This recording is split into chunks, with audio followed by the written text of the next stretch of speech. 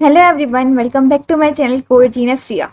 So in this video, I will discuss about the scope. Basically, I will discuss about the scope of a variable. In this video, I will discuss about four types of scope, that is function scope, lexical scope, global scope, and after that block scope. So after that, I will discuss a practice question that will use all the scope one by one. So you will have better clarification about all the scopes inside a function. So without any further delay, let's get started. अब हम लोग बात करेंगे scope की JavaScript के अंदर। देखो basically scope क्या बताता है, एक्सेसिबिलिटी, कि हम लोग उसकी एक्सेसिबिलिटी का या रीचेबिलिटी का थ्रू आउट द कोड। तो यहाँ पे क्या लिखा है कि scope determines the accessibility of variables, objects and functions from different parts of the code. मतलब अगर हम लोगों ने कोई वेरिएबल, ऑब्जेक्ट या फंक्शन को डिक्लेयर किया है तो उसको हम लोग कहाँ कहाँ यूज कर सकते हैं, उसकी एक्सेसिबिलिटी कहाँ है, उसकी रीचेबिलिटी कहाँ है हमारे फंक्शन के अंदर, वो क्या बताते हैं, हमारे स्कोप के थ्रू हमें पता चलता है। बेसिकली स्कोप कितने हमारे दिए गए, 3 पार्ट्स के, फंक्शन, ब्लॉक और लेक्सिकल। इसके अलावा एक और स्कोप होता है that is called global scope. Global scope क्या होता है बेसिकली कि हम लोग उसको कहीं पे भी यूज कर सकते हैं थ्रू आउट द कोड, मतलब थ्रू आउट द प्रोग्राम, देखो कहीं पे भी उसको एक्सेस कर सकते हैं। वो हमारा क्या होता है बेसिकली ग्लोबल स्कोप होता है। तो यही हम लोग पढ़ेंगे अभी। तो स्कोप क्या होता है, हमारा क्या सीखा हमने कि इसको बताता है कि वेरिएबल है, ऑब्जेक्ट है, फंक्शन है, इसको कहाँ कहाँ डिफाइन कर सकते हो हमारे कोड के अंदर। तो वो कैसे पता चलता है, हमारे स्कोप के थ्रू। ठीक है, तो हम लोग बेसिकली किसकी बात करेंगे, वेरिएबल्स की। ठीक है, किस वेरिएबल का स्कोप क्या है यहाँ पे। तो चलते हैं अपन फंक्शन स्कोप पे। देखो फंक्शन स्कोप क्या बताता है हमारा कि variables define inside the function are not accessible visible from outside the function. मतलब अगर हम लोगों ने एक फंक्शन के अंदर अगर किसी वेरिएबल को डिफाइन किया है तो हम लोग उसको आउटसाइड द फंक्शन एक्सेस नहीं कर सकते हैं। ये क्या बताता है, हमारा फंक्शन स्कोप बताता है। तो हम लोग चल के इसको वेबसाइट में भी देख लेते हैं एक बार। हम लोग आ गए VS कोड में। यहाँ पे हम लोग index.html की फाइल बनाई है। यहाँ पे बेसिकली अपन टाइटल लिखा है स्ट्रिंग कॉन्सेप्ट्स, और यहाँ पे हेडिंग लिखी है स्ट्रिंग्स नाम की, और हम लोगों ने स्क्रिप्ट के थ्रू अपनी HTML और JS को लिंक किया है। तो हम लोग app.js पे चलते हैं। लेट सपोज मैं फंक्शन क्रिएट करती हूँ। तो फंक्शन कीवर्ड हमने यूज किया पहले, उसके बाद सम फंक्शन का नाम मैं रखती हूँ कैलकुलेट सम। ठीक है, फिर यहाँ पे हमारे क्या आते हैं, ब्रैकेट्स आते हैं, फिर यहाँ पे कर्ली ब्रैकेट्स आ गए। अब मैं क्या करती हूँ, एक वेरिएबल बनाती हूँ let sum equal to a plus b. ये हम लोगों ने क्या कर दिए, a प्लस बी आएगा यहाँ पे। ये हमारा क्या हो गया, हम लोगों ने सम क्रिएट किया। यहाँ पे मैं आर्ग्यूमेंट पास कर दी तो a कॉमा बी। अब मुझे क्या करवाना है कि मैं यहाँ पे प्रिंट करवा देती हूँ console डॉट लॉग, और किसको, अपने सम को कॉल करवाते हैं। ठीक है, तो ये किया तो आपको कंट्रोल एस सेव कर दो। अब आपको क्या लगता है कि यहाँ पे सम की वैल्यू प्रिंट होगी कि नहीं, तो answer is no. Reason behind it, क्योंकि सम यहाँ जो है वो हमारे फंक्शन के अंदर डिक्लेयर्ड है, हम उसके फंक्शन के बाहर उसको एक्सेस नहीं कर सकते। तो यहाँ पे क्या आएगा, एरर आएगा। हम लोग चल के अपनी वेबसाइट पे देख लेते हैं इसको एक बार। देखो यहाँ क्या आ गया, सम इज नॉट डिफाइंड। तो यहाँ पे बेसिकली क्या बता रहा है हमें, सम को रिकॉग्नाइज नहीं कर पा रहा है कि हमारे कोड के अंदर कहाँ डिक्लेयर है ये, क्योंकि हम लोगों ने सम को तो फंक्शन के अंदर लिखा है और हम लोग एक्सेस कहाँ करना चाहते हैं, सम के बाहर। तभी ये पहचान नहीं पा रहा है कि सम डिफाइन कहाँ पे एक्चुअली, तो इसलिए आ रहा है एरर। कुछ लोग ये सोच सकते हैं कि मे बी हम लोगों ने फंक्शन कॉल नहीं किया, मतलब उसकी वैल्यू अपन डिफाइन नहीं की है, शायद तभी एरर आ रहा है। तो आप देख सकते हो हम लोग यहाँ पे कैलकुलेट सम के अंदर इसकी वैल्यू 1,2 लिख देते हैं। अब लगता है इसका आंसर आएगा कि नहीं, थोड़ा सोचो 2 मिनट। आंसर इज नो, क्योंकि अभी भी हम लोगों ने फंक्शन, मतलब फंक्शन के अंदर ही डिफाइन किया है, सम को बाहर नहीं लिखा है, इसलिए अभी भी एरर आएगा। आप देख सकते हो वेबसाइट में अभी भी क्या आ रहा है, सम इज नॉट डिफाइंड। तो यही रीजन है। तो अब हम लोग क्या करते हैं, जैसे ये सम है ना, इसको कंट्रोल यहाँ से एक्स करके यहाँ पे हम लोग यहाँ पे जाके कंट्रोल वी कर देते हैं। अब क्या लगता है, सम डिक्लेयर होगा, यहाँ पे सम को वैल्यू आएगी। हम लोग एक बार चल के वेबसाइट में देख लेते हैं। यहाँ पे इसको यहाँ पे रिफ्रेश कर लो, कितना आंसर है 3, मतलब अब इसकी वैल्यू आ गई। ऐसा क्यों हुआ, क्योंकि हम लोगों ने फंक्शन को डिफाइन किया था, सम को डिफाइन किया था फंक्शन के अंदर, और हम लोग अब उसकी प्रिंट करवाने वैल्यू तो फंक्शन के अंदर ही उसकी वैल्यू प्रिंट करवा रहे हैं, तो अभी एक्सेस कर पा रहे हैं, इसलिए उसकी वैल्यू आ गई है। ठीक है, लेट सपोज अब हम लोग क्या करते हैं, ये हमारा क्या था कि हम लोगों ने ये फंक्शन स्कोप की बात कर दी। लेट सपोज हम लोग बात करते हैं ग्लोबल स्कोप की। तो यहाँ पे मैं डिक्लेयर करती हूँ सेम नाम का, लेट सम इक्वल टू 54। ठीक है, ये हमारा क्या है, ग्लोबल स्कोप। क्या लिख सकते हैं, ग्लोबल स्कोप। ग्लोबल स्कोप का मतलब क्या होता है, ऐसी वैल्यू जो हम लोग थ्रू आउट द फंक्शन कहीं पे भी यूज कर सकते हैं, वो हमारा क्या होता है, ग्लोबल स्कोप। और ये वाला जो सम है ये हमारा क्या है, फंक्शन का स्कोप। मतलब इसको हम लोग कहाँ यूज करते हैं, सिर्फ और सिर्फ हमारे फंक्शन के इनसाइड ही। तो ये हो गया। तो हम लोग क्या करते हैं, ये सम है ना, इसको कंट्रोल सी करके हम लोग एक बार बाहर भी इसको एक्सेस करने की कोशिश करते हैं।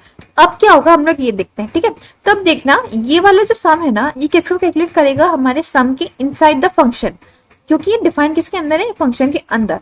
लेकिन अगर हम लोग इस वाले सम की बात करें, ये किसको एक्सेस करेगा, हमारे ग्लोबल स्कोप को। तो ये चीजें दोनों में हमारे सम की वैल्यू क्या आएगी, अलग अलग आएगी। तो हम लोग चल के इसको वेबसाइट में भी देख लेते हैं। तो यहाँ पे कितना आ गया, 3 आ गया, नीचे 54 आ गया, क्योंकि पहला वाले जो है सम हमारा वो किसको कंप्यूट कर रहा है, हमारे जो वेरिएबल मतलब फंक्शन के अंदर जो सम डिक्लेयर्ड है उसको डिफाइन कर रहा है। लेकिन ये वाला जो है 54 ये किसको डिफाइन कर रहा है, हमारा जो ग्लोबल स्कोप है उसको रीच कर रहा है। ठीक है, देखो हमेशा ना एक बात याद रखना कि अगर हमारे फंक्शन के अंदर की बात है, फंक्शन के अंदर अगर हम लोग बात करें तो फंक्शन स्कोप और ग्लोबल स्कोप में से कौन जीतेगा, हमेशा फंक्शन स्कोप।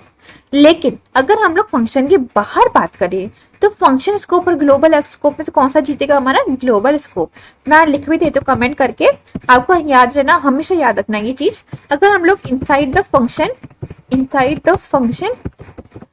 तो हम लोग क्या लिख सकते हैं कि कौन जीतेगा, यहाँ पे लिख दो फंक्शन स्कोप ऑलवेज विंस। ठीक है, और हम लोग किसकी बात करें, अगर हम लोग इसके बाहर आ जाते हैं, लेट सपोज मैं किसकी बात कर रही हूँ, outside the function. Outside the function मतलब हम लोग ग्लोबली बात कर रहे हैं, तो उस टाइम कौन जीतेगा, आउटसाइड द फंक्शन। हम लोग क्या लिख सकते हैं, फंक्शन स्कोप विल, यहाँ पे ग्लोबल स्कोप आ जाएगा। तो ग्लोबल स्कोप कौन जीतेगा, global scope will always win. ठीक है, ऑलवेज विंस। ऐसा क्यों हो रहा है, क्योंकि ग्लोबल स्कोप जो है ना वो throughout the program declared है, तो हम लोग क्या है इसको कहीं पे भी एक्सेस कर सकते हैं। लेकिन अगर हम लोग फंक्शन के अंदर की बात करें तो कौन जीतेगा, हमारे फंक्शन स्कोप और ग्लोबल स्कोप, मतलब दोनों होने चाहिए, तब मैं बात करूंगी दोनों की। एक तब कब इन दोनों की बात होगी, जब दोनों ही हमारे प्रेजेंट होगी, ग्लोबल और फंक्शन। लेट सपोज यहाँ पे फंक्शन स्कोप को मैं हटा ही देती हूँ, जैसे कंट्रोल एक्स करके हटा दो। अब क्या आएगा, दोनों जगह हमारा क्या प्रिंट होगा, सिर्फ और सिर्फ हमारा 54 ही प्रिंट होगा। चलो हम लोग वेबसाइट में चल के देख भी लेते हैं। देखो यहाँ क्या है 54, क्योंकि फंक्शन के इनसाइड वो डिफाइन ही नहीं कर पा रहा कि हाँ कहाँ है मेरा फंक्शन स्कोप। तो अगर है ही नहीं, डिक्लेयर है ही नहीं, तो किसको एक्सेस करेगा, ग्लोबल स्कोप। कि ग्लोबल स्कोप जो होता है ना उसको हम लोग थ्रू आउट द प्रोग्राम कहीं पे भी यूज कर सकते हैं। इसलिए हम लोगों ने कौन सा आंसर आया हमारे आउटपुट में 54 आया, क्योंकि ग्लोबल स्कोप को ये रीच कर रहा है। ठीक है, तो यही हम लोगों ने सीख लिया, क्योंकि यहाँ पे फंक्शन स्कोप यहाँ डिक्लेयर नहीं था, सिर्फ ग्लोबल स्कोप ही यहाँ रीच कर लेगा, इसलिए हमारी वैल्यू आई थी 54 दोनों जगह आई। ठीक है, अब हम लोग पढ़ेंगे अपने ब्लॉक स्कोप के बारे में। देखो ब्लॉक बेसिकली क्या होता है, ये हमारे जो कर्ली ब्रैकेट्स होते हैं ना, ये वाले जो कर्ली ब्रैकेट्स होते हैं हमारे कीबोर्ड में, ये क्या होते हैं, हमारे ब्लॉक। ये किसके साथ होते हैं, हमारे स्क्वायर ब्रैकेट्स के साथ होते हैं हमारे यहाँ पे कर्ली ब्रैकेट्स। तो हम लोग देख सकते हैं जो ब्लॉक स्कोप होता है ना, कि variables declared inside a block can not be access from outside the block. मतलब अगर हम लोगों ने अपने ब्लॉक के अंदर कोई वेरिएबल डिक्लेयर किया है तो हम लोग उसको आउटसाइड द ब्लॉक एक्सेस नहीं कर सकते हैं। ब्लॉक का मतलब हमारे जो कर्ली ब्रैकेट्स हैं उसके अंदर अपन ने कोई वेरिएबल डिक्लेयर किया है तो उसके बाहर अपन उसको एक्सेस नहीं कर सकते। ये हमारे क्या बताता है, ब्लॉक स्कोप। तो यहाँ पे ये क्या लिखा है कि block scope is only applied to let और कॉन्स्ट। ऐसा क्यों होता है, क्योंकि ये कब इंट्रोड्यूस हुए थे, हमारे 2015 में।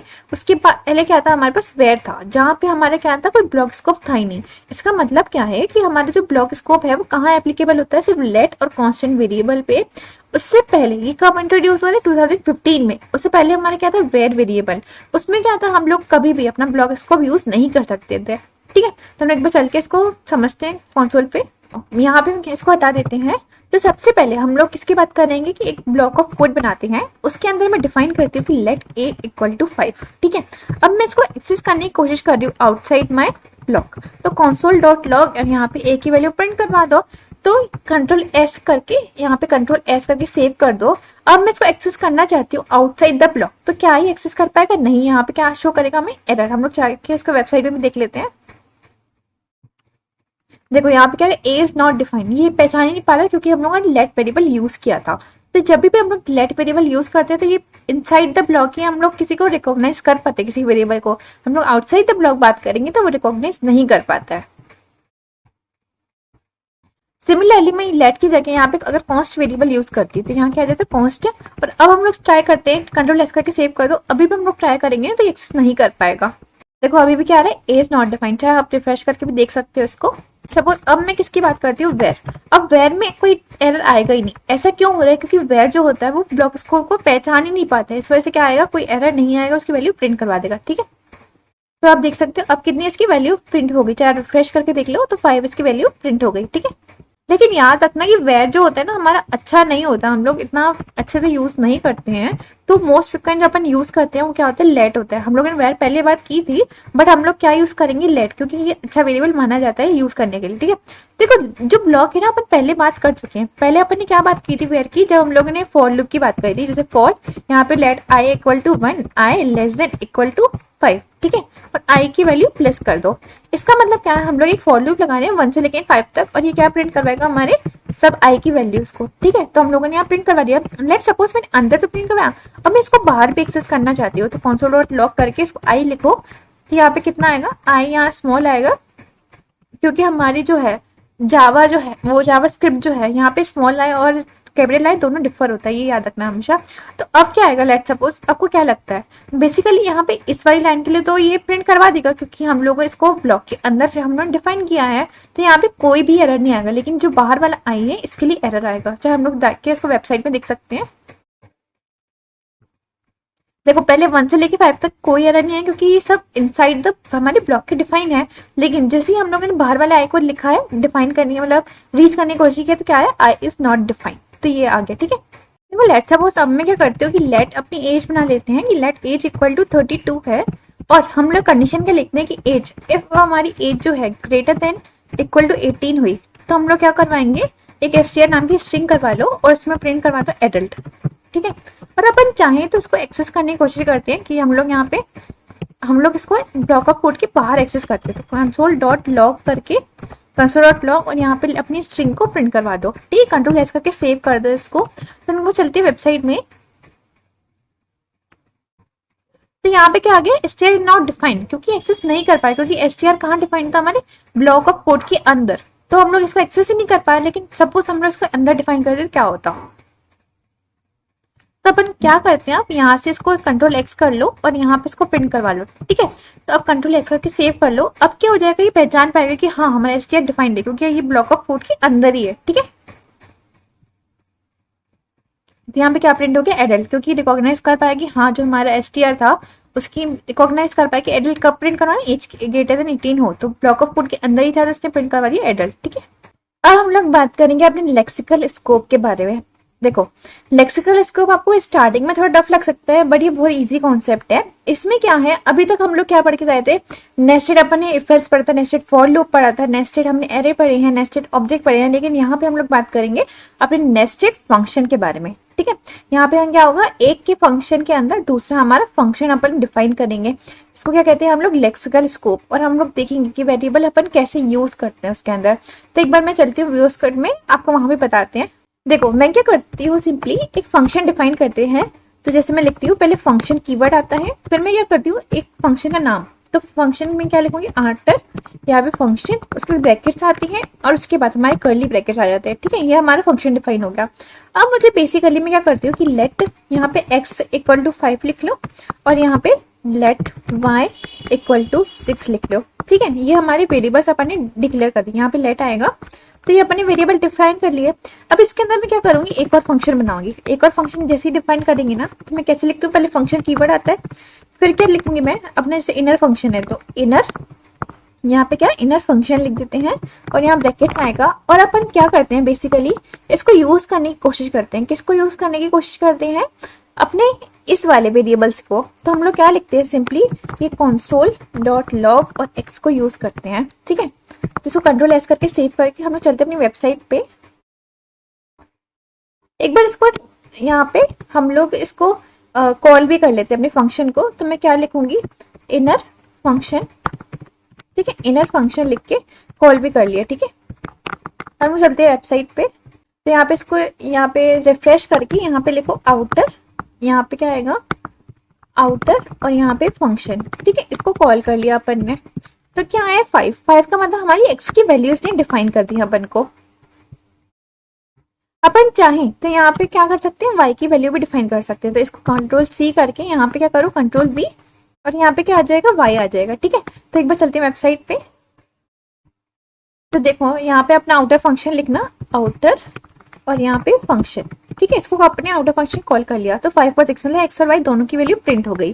तो अपन ने यही पढ़ा था कि देखो a variable defined outside a function can be accessible inside another function defined after the variable declaration. यही हम लोगों ने देखा कि अपन ने एक्स और वाई को डिक्लेयर किया था, किसके बाद हमारे यहाँ पे पहले वेरिएबल डिक्लेयर हो गया, उसके बाद अपन ने क्या किया, एक फंक्शन बना, अनदर फंक्शन बना, जो हमें क्या करें, जिसके अंदर हम लोग क्या कर रहे हैं, इसकी वैल्यू को यूज कर रहे हैं। तो यही लिखा है, a variable defined outside a function can be accessible inside another function defined after the variable declaration. मतलब पहले क्या कर रहे हैं, हम लोग एक फंक्शन बना रहे हैं, बड़ा फंक्शन, उसके अंदर वेरिएबल डिक्लेयर कर रहे हैं, उसके अंदर एक और फंक्शन बना रहे हैं, और उस नेक्स्ट जो अंदर नेक्स्ट वाला फंक्शन है उसके अंदर हम लोग बाहर वाली वैल्यूज यूज कर रहे हैं। ठीक है, हम लोग और भी चीजें देख लेते हैं। लेट सपोज मैं क्या करती हूँ, यहाँ से कंट्रोल एक्स करके लेट सपोज क्या मैं इसको यहाँ पे यूज कर सकती हूँ। देखो आपको ये बताती हूँ कि हम लोगों ने क्या किया, सिंपली यहाँ पे कि वेरिएबल डिक्लेयर करने से पहले ही उसको यूज कर रहे हैं, तो ये भी पॉसिबल है। चाहे आप देख सकते हो इसकी आंसर, यहाँ पे मैं कॉल करती हूँ अपने आउटर फंक्शन को, यहाँ पे आउटर और यहाँ पे फंक्शन, तो यहाँ पे देखोगे कि यहाँ पे 5% की वैल्यू आ गई। मतलब क्या है कि पहले भी हम लोग अगर यूज करना चाहें तो पहले भी कर सकते हैं। ऐसा क्यों हो रहा है, ऐसा इसलिए possible with the help of hosting. ठीक है, होस्टिंग, तो आप इसके बारे में और पढ़ सकते हैं इस वीडियो के बाद। तो यहाँ पे हम लोग इतना ही पढ़ेंगे कि यहाँ पे बेसिकली क्या है कि हम लोग पहले भी यूज कर सकते हैं फंक्शन को। हम लोगों ने डिक्लेयर तो बाद में किया है, लेकिन हम पहले भी उसको फंक्शन को यूज कर सकते हैं, मतलब उसके वेरिएबल को। ठीक है, हमने डिफाइन कहाँ किया, आउटर फंक्शन में डिफाइन किया है अपना वेरिएबल, लेकिन हम लोगों ने कब डिफाइन किया है, उसको बाद में, मतलब पहले इनसाइड फंक्शन बना दिया, इनर फंक्शन, उसके बाद लिखा, फिर भी हम लोग यूज कर सकते हैं। ठीक है, देखो हम ना हमेशा बात करेंगे जो हमारा इनर फंक्शन है, मतलब हम लोग उसको कैसे लेके बेसिकली कि हमारे इनर फंक्शन बाद में ही आए और हम लोग क्या करें, पहले वेरिएबल्स को डिक्लेयर करते। तो ये चीज देखना, क्योंकि हमारा अगर मतलब फॉर्मेटिंग वाइज देखे तो हम लोग ऐसे ही बात करेंगे कि ये अच्छा फॉर्मेट है कि पहले वेरिएबल को डिक्लेयर कर दो, उसके बाद अपन यूज करें। ठीक है, लेट सपोज अब मैं क्या करती हूँ, यहाँ पे हम लोग एक वेरिएबल यहाँ डिक्लेयर करते हैं कि लेट ए इक्वल टू 5। ठीक है, यहाँ पे अपन डिक्लेयर करते, कोई और ले लो digit, let a equal to 10 हो गया। अब मैं क्या करती हूँ, इसको बाहर यूज करने की कोशिश करते हैं ना, जैसे console.log करके इसको मैं क्या करने की कोशिश करती हूँ, ए को यूज करते हैं। तो यहाँ पे क्या आएगा, एरर आएगा। एरर क्यों आएगा, यहाँ पे हम लोगों ने फंक्शन के अंदर ही डिफाइन किया है, लेकिन लेक्सिकल स्कोप कहता है कि इनर फंक्शन के है ना, उसके बाहर अगर यूज करोगे तो वो हमारा काम नहीं आएगा। तो हम चाहे इसको वेबसाइट में भी देख सकते हैं। तो यहाँ पे इसको, यहाँ पे हम लोग आउटर फंक्शन कॉल करेंगे, तो आउटर और यहाँ पे क्या लिखेंगे, फंक्शन। तो आउटर फंक्शन कॉल किया तो क्या आ गया, ए इज नॉट डिफाइंड। तो ये डिक्लेयर ही नहीं कर पाना कि हाँ ए डिफाइन है कि नहीं है। चाहे अपन ए मतलब आउटर फंक्शन के अंदर ही हम लोगों ने ए डिफाइन किया है, बट फिर भी ये एक्सेस नहीं कर पाएगा अगर हम लोगों ने ए की वैल्यू किसी इनर फंक्शन के अंदर लिखी है। तो ठीक है, ये चीज याद रखना आप। और दूसरी चीज एक और क्या है कि इसको हटा दो पहले, दूसरी चीज एक और याद रखना कि हम लोग का इनर फंक्शन है ना, अब उसको यूज भी करना चाहे तो वो भी हम लोग यूज नहीं कर सकते। लेट सपोज देखते हैं अपनी वेबसाइट पे, मैं करती हूँ यहाँ पे मैं क्या करती हूँ, इनर फंक्शन कॉल करती हूँ। ठीक है, इनर फंक्शन, तो इनर फंक्शन को जैसे ही कॉल करूंगी ना, तो क्या आ गया, inner function is not defined, मतलब ये डिफाइन ही नहीं कर पा रहा कि है कहाँ हमारा इनर फंक्शन।